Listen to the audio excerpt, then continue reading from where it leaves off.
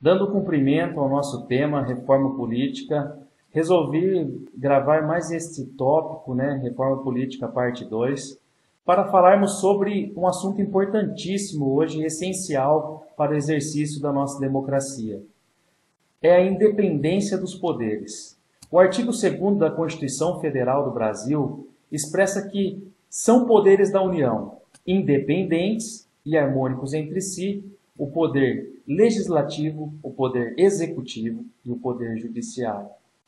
Frise-se, independentes. No Brasil, atualmente, nós vemos cada vez mais os poderes se intercalando, ou seja, começa ali no período eleitoral já. O poder executivo, os candidatos a prefeitos, a presidentes da República, passam a apoiar os membros do Legislativo, os candidatos ao Poder Legislativo, e ali eles trocam favores entre si, já barganhando no futuro a aprovação de leis pró-governo, contra o cidadão, e isso faz com que o nosso Estado Democrático de Direito fique cerceado. O nosso Estado Democrático de Direito, ele não foi criado para que os poderes troquem favores entre si, troquem barganhas entre si. Os poderes da República foram criados pelo povo, para o povo, e devem ser exercidos em prol deste mesmo povo. A exemplo disso, nós temos um poder executivo. O presidente hoje da República, ele nomeia ministros ao STF, Poder Judiciário.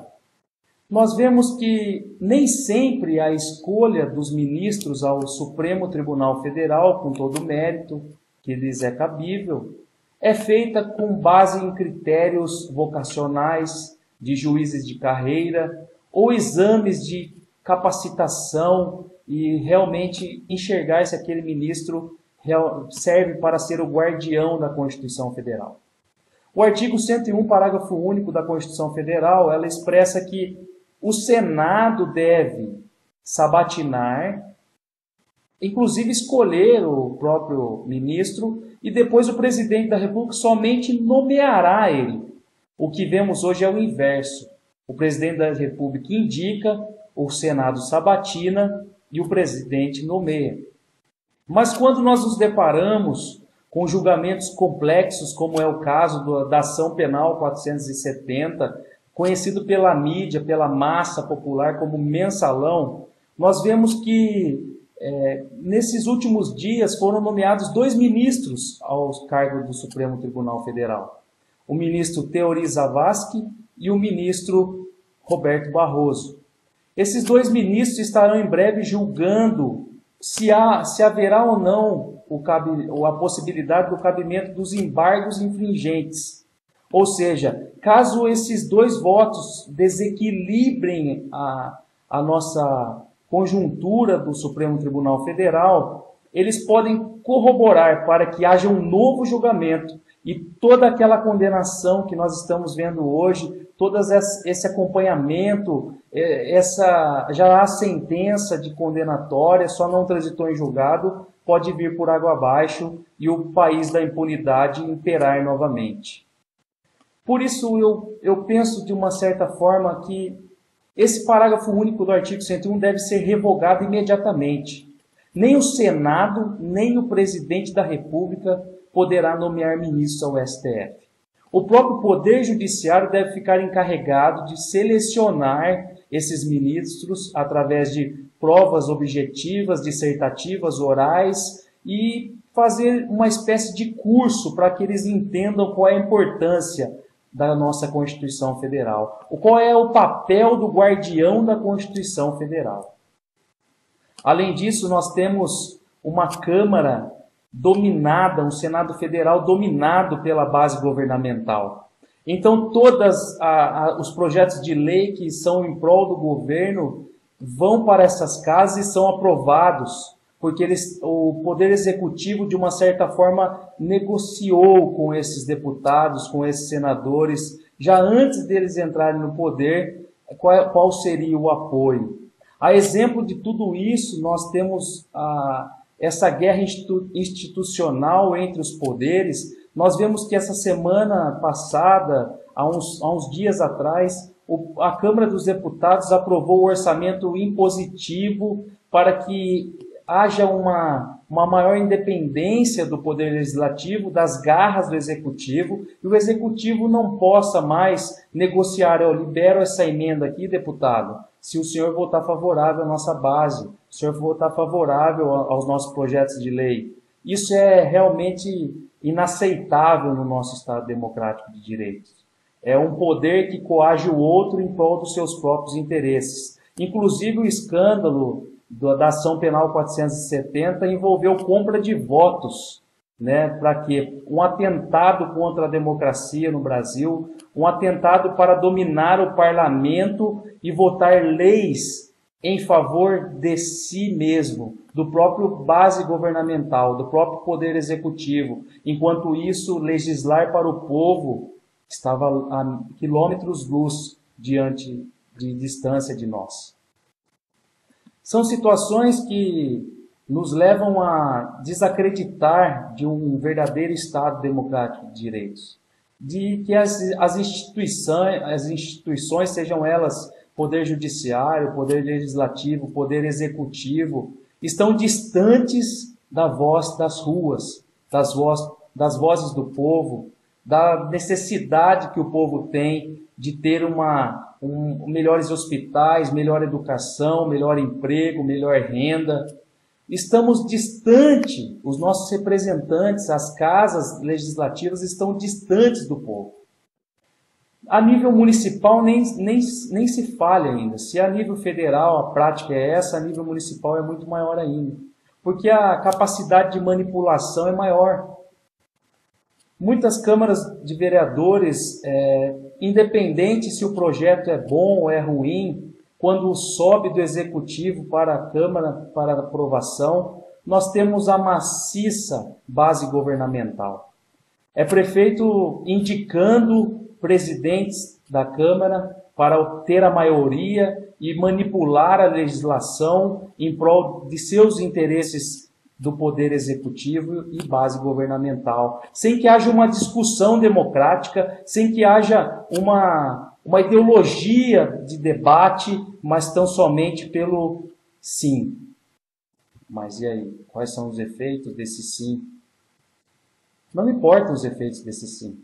Esse sim é o que nós já negociamos em época de campanha.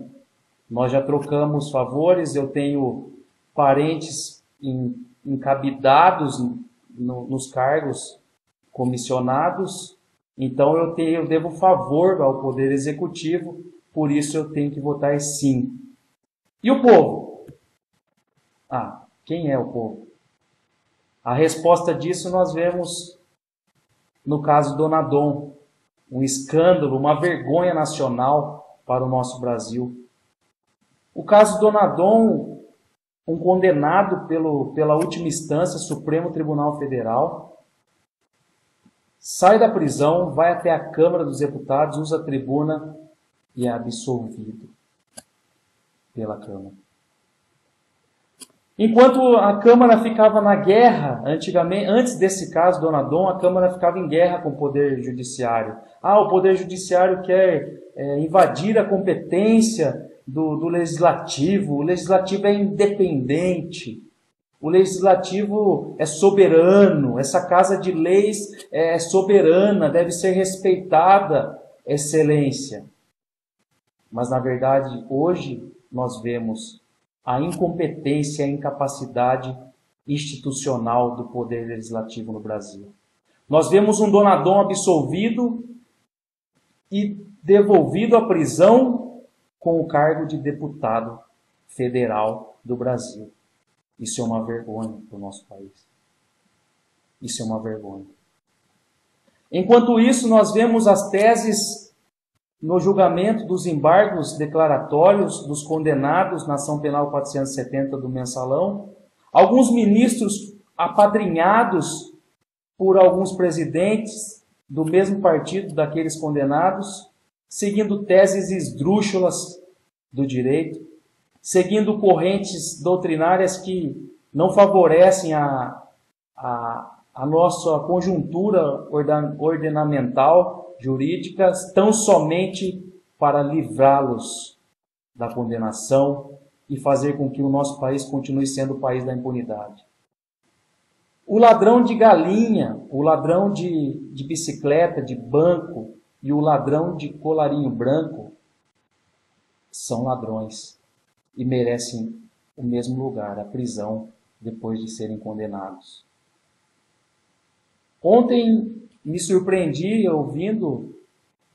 lendo e ouvindo notícias de que já há uma preparação de um presídio especial aos condenados do Mensalão, ao deputado Donadon, que foi preso, para que haja mais conforto.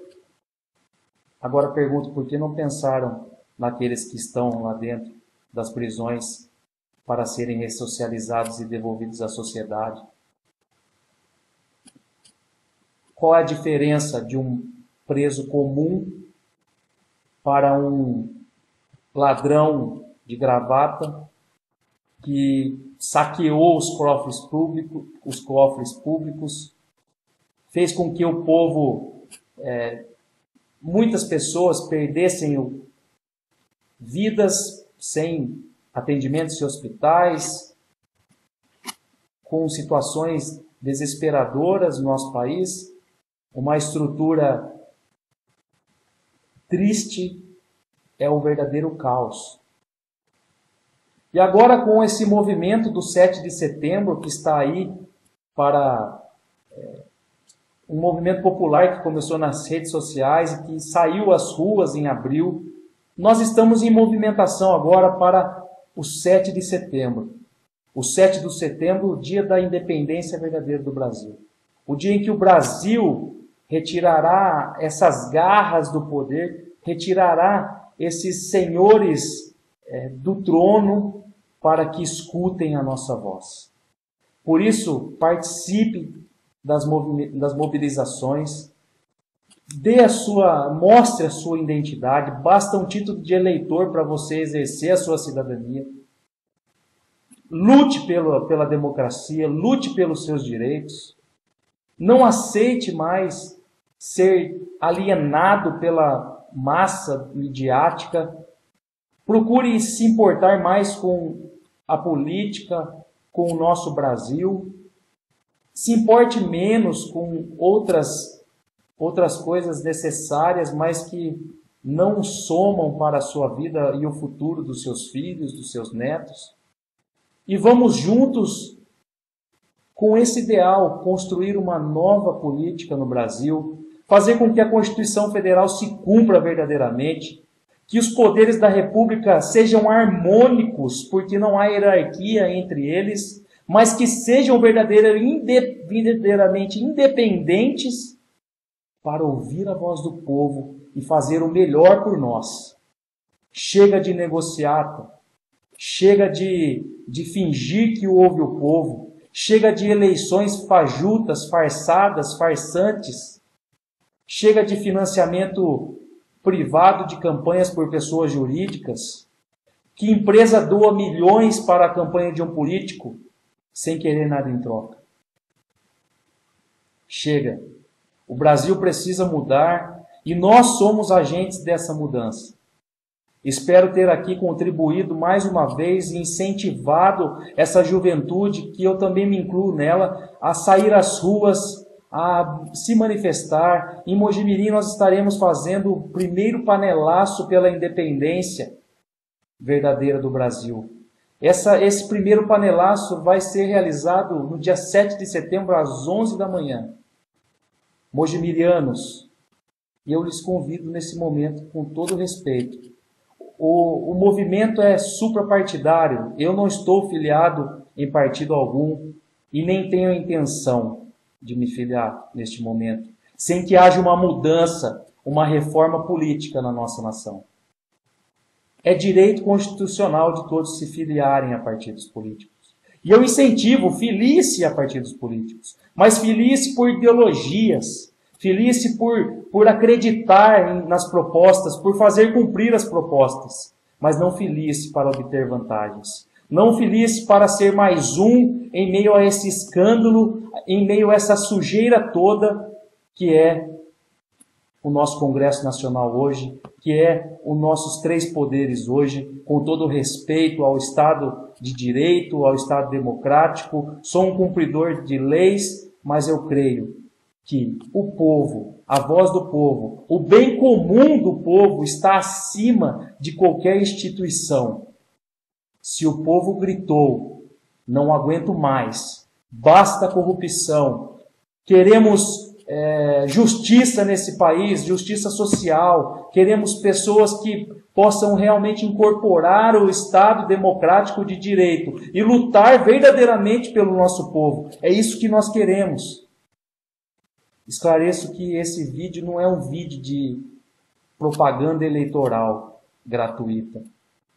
É um vídeo gratuito, sim, para cidadãos conscientes, cidadãos que estão empenhados na luta por um país melhor, por uma cidade melhor no nosso Brasil. Por isso eu creio que a partir deste vai ser um divisor de águas, um paradigma de ser quebrado na nossa democracia. Esse 7 de setembro e todos os movimentos populares que anteriormente vieram e que também fui participante, mudarão a história da nossa nação. Mudarão a história dos nossos filhos, dos nossos netos e das gerações que virão por melhores condições de vida, por melhores condições aos cidadãos do nosso país.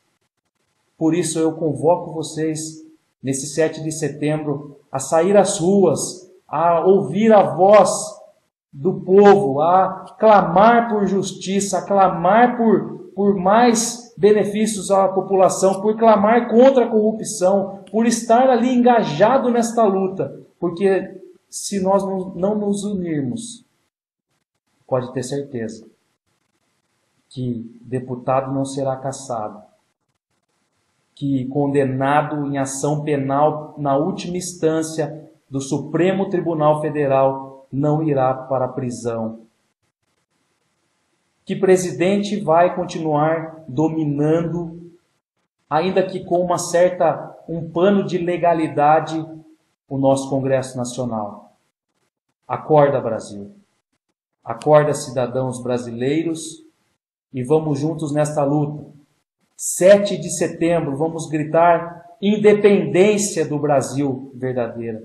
Independência da corrupção, independência da barganha dos poderes, independência de um povo sofrido, escravizado pelas mãos desses políticos atuais, com raras exceções, é claro, da mesma forma que existem os bons, também há os ruins.